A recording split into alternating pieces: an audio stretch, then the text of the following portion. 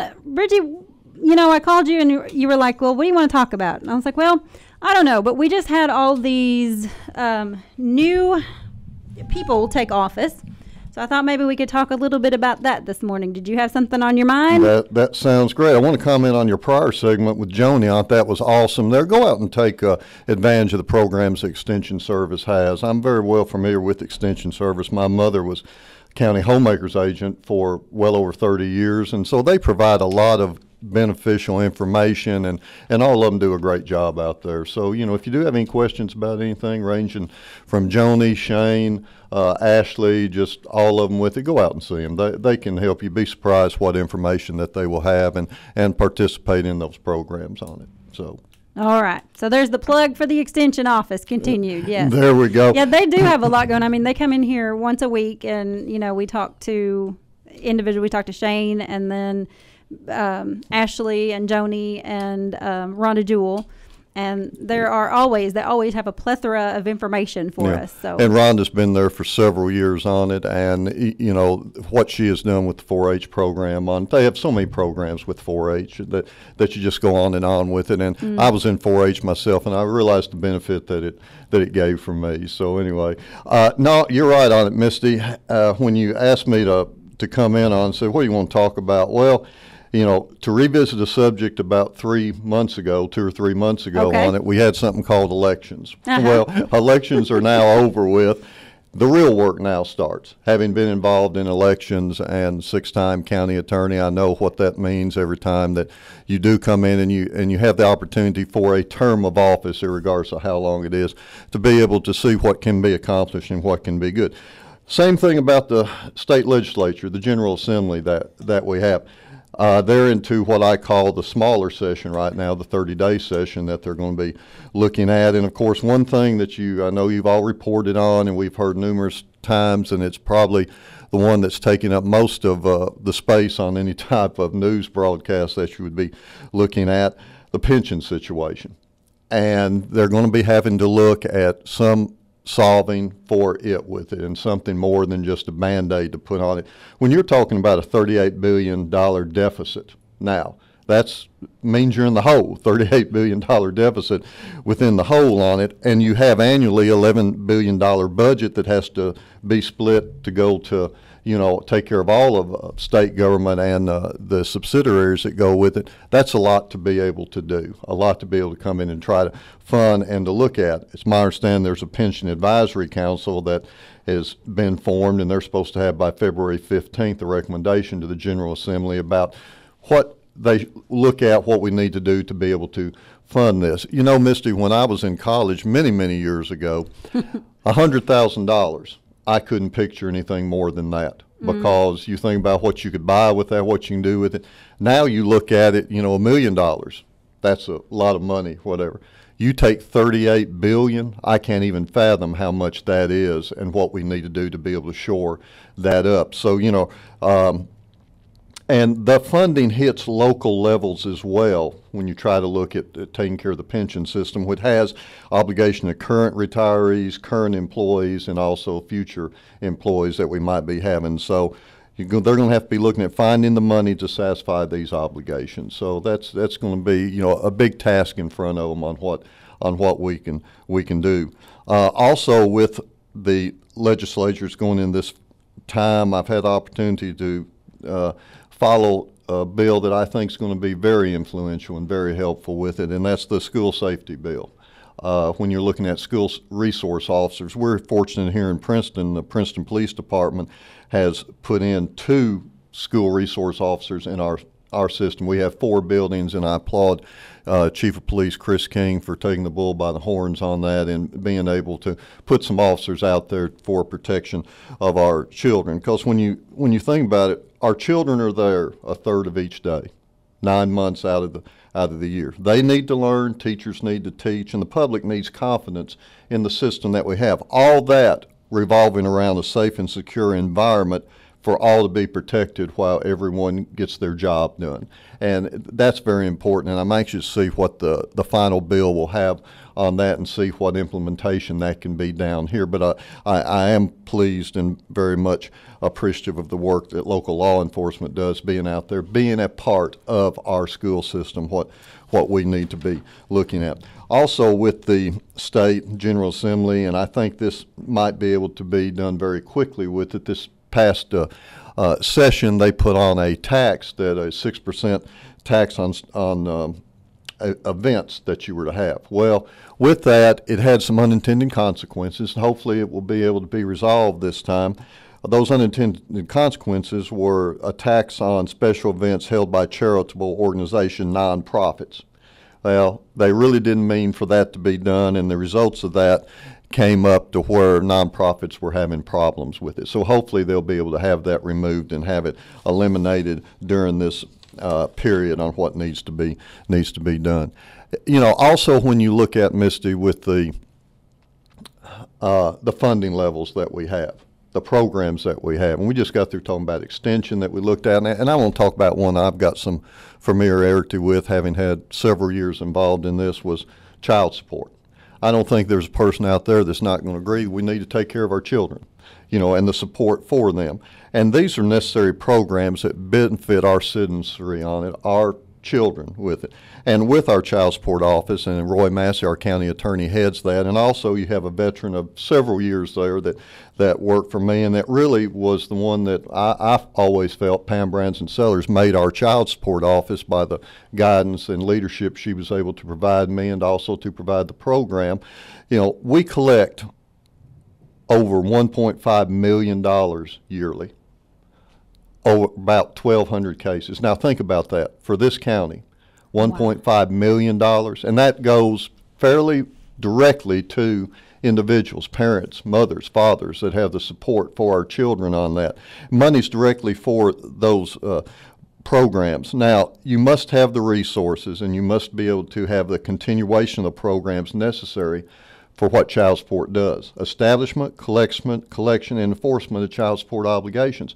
Without having that, you can't collect the monies that we need to be able to have support for our children. Now, that goes all to the civil aspect as well, collecting the money. Also, if you have the enforcement, that can go into the criminal aspect as well on it. So, you know, when you look at funding, and when you talk about with the state, $11 billion budget. Well, if you're looking at well over $1 billion each year annually going into that for taking care of pension costs, defraying on it, well, you can see it's a prioritization aspect as to what you are able to do to take care of other programs and other obligations, other duties and support here within the Commonwealth. So, you know, it's going to be tough insofar as prioritization as to where our monies are going to be allocated for that.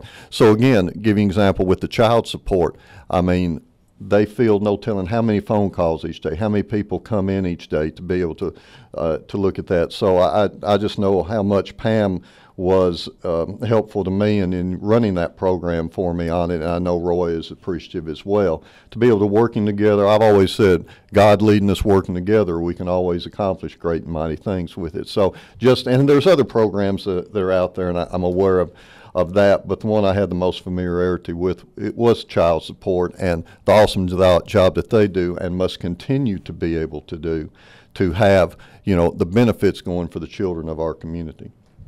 Also, in looking at other aspects that we have, when I'm saying that all this was focusing and filtering down to our local governments, and well, give examples, City of Princeton, and I haven't had the opportunity to look up the figures, but I think my last recollection, when you had a budget of $3 to $4 million, $3 to $4 million for a citizenry of about 6,500 here within 30 miles of the city of Princeton, that's the square area that you have. The county of Caldwell, when you have $5 to $6 million budget on that, you know, the funding allocation that you must be able to look at, the council and Mayor Young and also the council members, Judge Executive Curlin and the fiscal court members, on how they're going to allocate those funds to be able to pick up certain programs on it. One of them, of course, we've done talked about, pension cost. how they're going to be looking at increasing on pension cost payments to be able to take care of those currently in the system, those currently working in the system, and future hires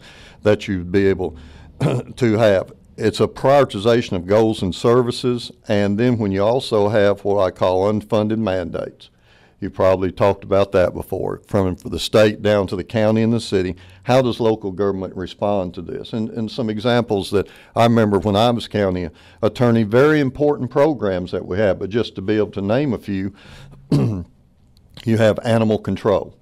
You've got to be able to take care of the animals in this community. That's mandated by the state. You know, there's laws on that. Solid waste is the same as well on it. So when you have those unfunded mandates, that's up to us, the local taxpayers, to be able to pay for. The prioritization on that, we need to remember and to give all the support we can to our local leaders, also to our state leaders as to what they're going to be having, what they're going to be facing in the 2019 legislative session, also with our local officials, what they're going to be looking at each and every day on what they're looking at on trying to come up with budgets to be able to look at what they can do. And of course, you have to look at laws that are passed in the Commonwealth. I noticed they were talking about some things in the criminal justice program as well. That goes into juveniles. That also goes into children also on dependency, neglect, and abuse with it. Goes into the criminal aspect when you're looking at things. And of course, you know, you can talk about funding going to various different sources,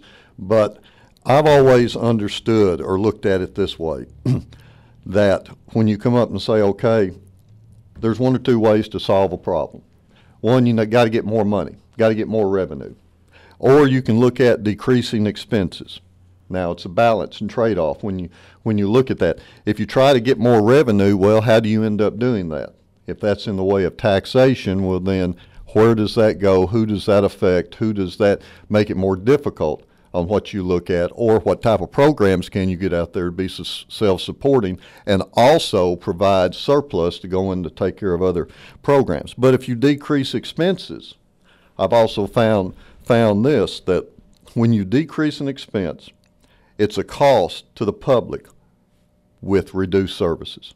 Now, give you an example. I had an opportunity one time when I think a department was going through, up at the state, going through attrition on it, that they were paring themselves down. I called up there one time and somebody said, you know, Mr. Miller, we had, when I left work here one day about 30 days ago, there were 5 of us. Now there's 2. I'm now trying to come up and spread out the work of 3 who are no longer here into just 2 people.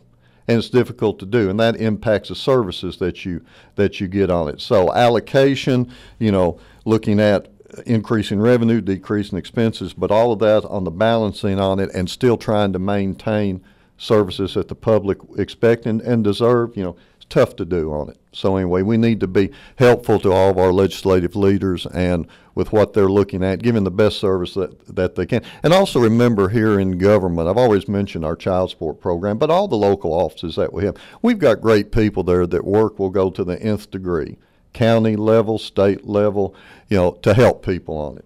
But at the same point in time, they've got to be able to have the necessary tools to be able to give the help that we need to the Commonwealth of Kentucky.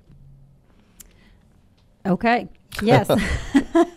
And yes, so in everything that you said there, you know, we have several local examples of how they are trying to work with that stuff. So for instance, the most recent one you said, animal control. I know at our last city council meeting, they talked about animal control. So that is it's definitely on the radar. I'm not overly familiar myself with the animal control issue, other than, you know, what I've been hearing. So what do you know? I mean, do you know anything about that? Having been county attorney for 24 years and having dealt with animal control all those period of times, both on it as advisory capacity to the fiscal court and also as a prosecutor with it, we have a great love for animals in this community. And rightfully so. I have horses and a dog myself on it, and I know how they are important to me with it. We have an awesome animal control facility, shelter out on Baker Road that was built a few years ago on it, a very good facility that we have. but also we have animal control officer. And, when we have individuals that have animals that we need to take care of and whatever, we have city laws regarding dogs at large, and also barking animals that need to be enforced. Also, there's a state statute, CARES Chapter 258, when you talk about dogs running at large as well and being able to take care of them. And the state also mandates by statute you're supposed to have animal control officer, animal control facility, one or the other, or some types of mixture on that. I don't have the statute right in front of me on it. So, but all in all, it's a function that the county needs to look at, and the city needs to look at as well. And I'm glad the city council is looking at that insofar as ways. I'm sure it's coming from responding to a need, responding to a request, and being able to look at what can be done for matters such as that. And even to go a step further, when you was talking about that, you had mentioned, good point,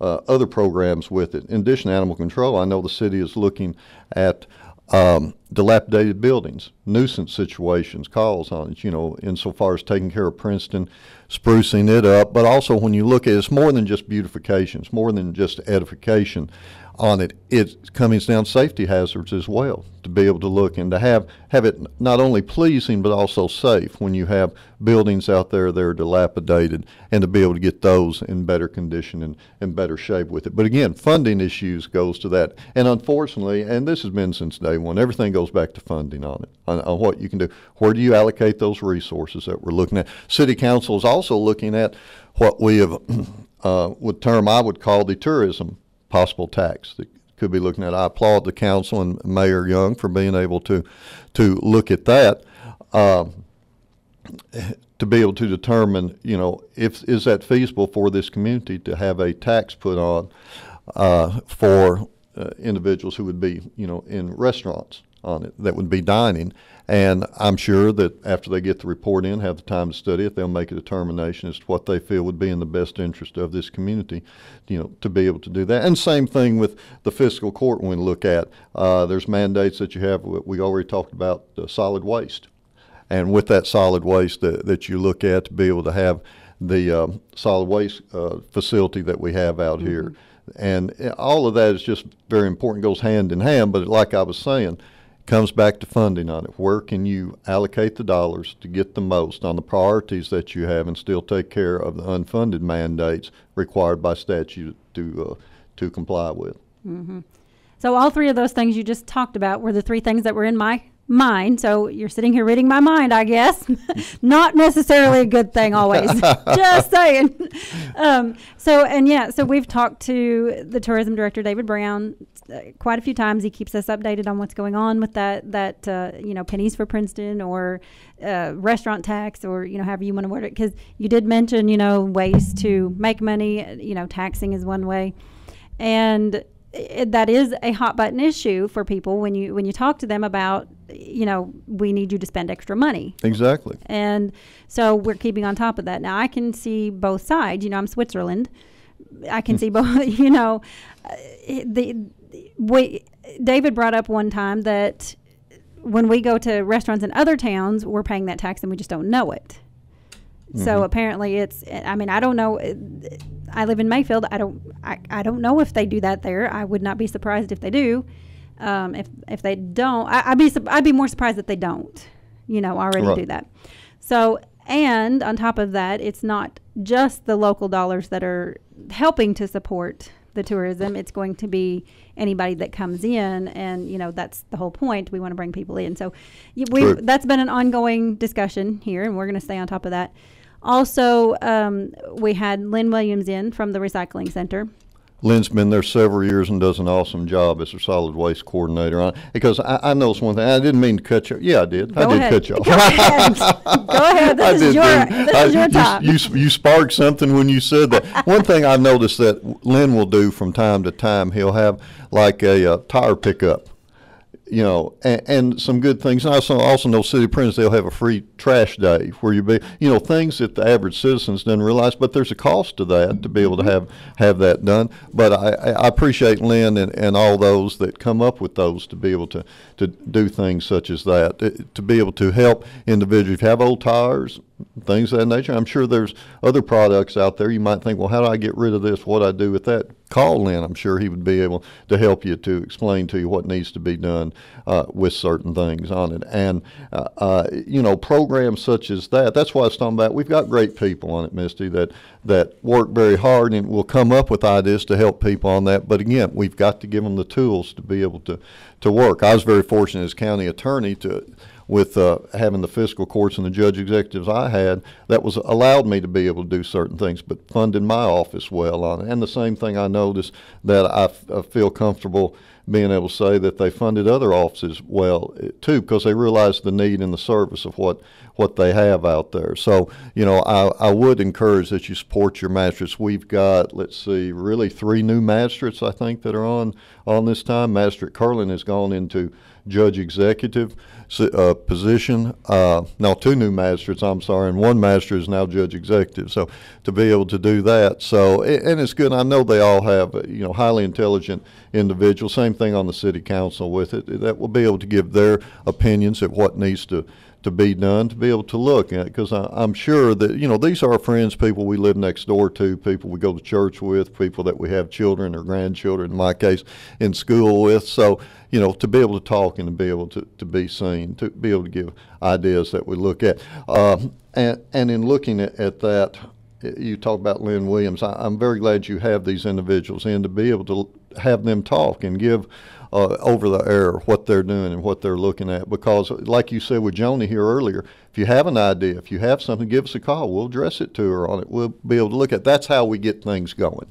And that's what I was going to say. So I had, after my interview with Lynn, I had talked to him about being on more frequently. So it's not just going to be you have to call him to find things out. We're going to have him on here, just listen to the show, and we'll, you'll find things out.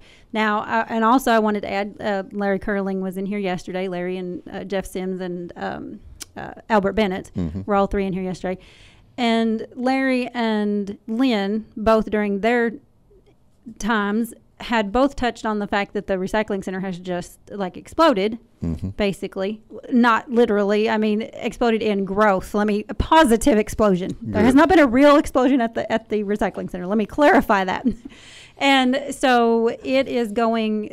I mean, it has room to that they need to look into how they're going to handle that growth and make it feasible for Caldwell County. Right. So they're looking at different grants and things to make that happen. So all these things that you mentioned, they are, it sounds to me like they are on the minds of our leadership right now, and they're going to figure out they're looking into ways to fix the problems. And I'm sure that you also have some representatives talk later about economic development. All this I feel is a part of it. When I was talking about the tourism or the restaurant tax with them, well, you mentioned David Brown, it's tourism is what they're looking for on it. So there's just more than just the tax going into what can we do if we get the money, if we have a budget that's less than what we anticipate, what can we do with that to give the best bang for the buck that we have here for Caldwell County on it.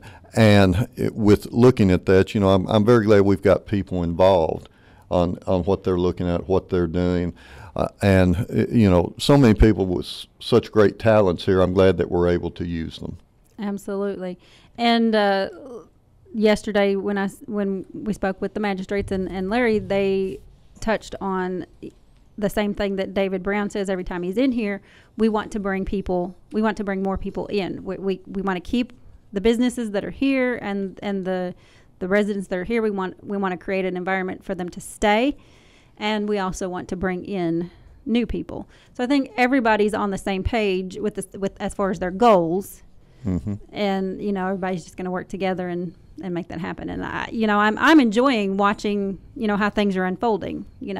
From an outside view, looking in at all of the changes that have taken place since this new election and all of the new leadership and their goals and what they've got going on. I'm enjoying watching that. Well, I'm sure, and you bring a different perspective to it on it, Misty. Like I said, you are from Mayfield, and you're being able to look at from really the outside, looking in to see what we're doing here. And you've already mentioned one time you said, well, now does Mayfield do this or whatever? Some comparisons that you have on that. See what's working for one. we could use your input on it. What's working over there, this is what I see there now, to be able to have it over here in this community where you're working. So, you know, it's great to be able to have that different type of perspective on it. And same thing with this radio station. And by the way, excuse me, I would say, if you haven't had the opportunity to drive by and look at the station, the call letters that are out there, but you really can't miss it, and that's what's really good when you look at on each side the WPKY on it. And from a kid growing up in the morning to the Wake Up with Willie show that we had, to be able to get me up and get me out of bed with it, you know, to be able to see the rejuvenation going here on it, Beth Mann and you all and her staff and from management employees or whatever, to be able to do this, and also looking at how beautiful this facility looks. I noticed on the board that you had out here pictures of yesteryear on it, coupled and mixed in with pictures of today. Yes. Which is really good, to be able to take the experience and the knowledge, but to be able to take that and go forward with new ideas with it. So again, it's a beautiful facility here, and when you come off the western, what I would always call the West Kentucky Parkway but now it's I think it's I-69. When you take the left and come into town, one of the first things you see here is this radio station and the letters here, and how pleasing that is. So I mean, you know, radio station, to be able to have something here that from the past and the future, and also remembering the present, but going into the future as well. Absolutely. Yeah, that's, I noticed that, you know, the first day that I came, I mean, before you even get past Casey's, there's the big WPKY letters. I was like, oh, that's nice. I like that. That's so neat. And what a better place for you to be able to work, Misty, than having to talk with me or whatever and glance out and look at the people driving by or whatever. Yes. I would eat that up. I love it. I love it. I love this big glass window. I didn't think I would at first because, you know, I tend to get caught up in the music sometimes, and I'm in here dancing and going on. But, you know, all right, people watch me dance. That's all right. I can deal with it. Go ahead, go for it. We're okay with that. I just dance like they're not watching. Go ahead and go on with it. We'll be able to do that. Yeah. But no, it's like I said, with what the radio station is, having these programs to be able to have people come in and talk. And I'm glad that you're getting not just one time somebody come in, you're getting them multiple times to come in. Because if you don't have the information, you don't have the knowledge, you can't be informed. That's right. That's right. Bridgie, we have plumb run out of time. I knew we would when I asked you to come in. I knew you'd be able to fill this time. So, in the words of Beth Mann to me, I know you'll be able to do something on it, Bridgie. So, Beth, hope you're listening on it, and I thank you and Misty for allowing me the opportunity to come in here and talk about my community. Thank you very much, Bridgie.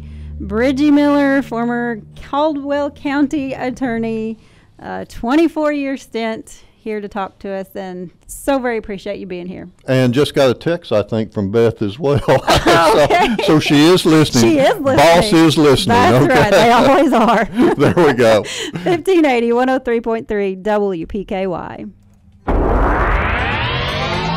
Here's your WPKY Weather Edge Weather Center forecast. Mostly cloudy skies are expected today. The high is going to be about 44. Rain overnight with an overnight low around 39. Rain on Thursday, high of 51 tomorrow.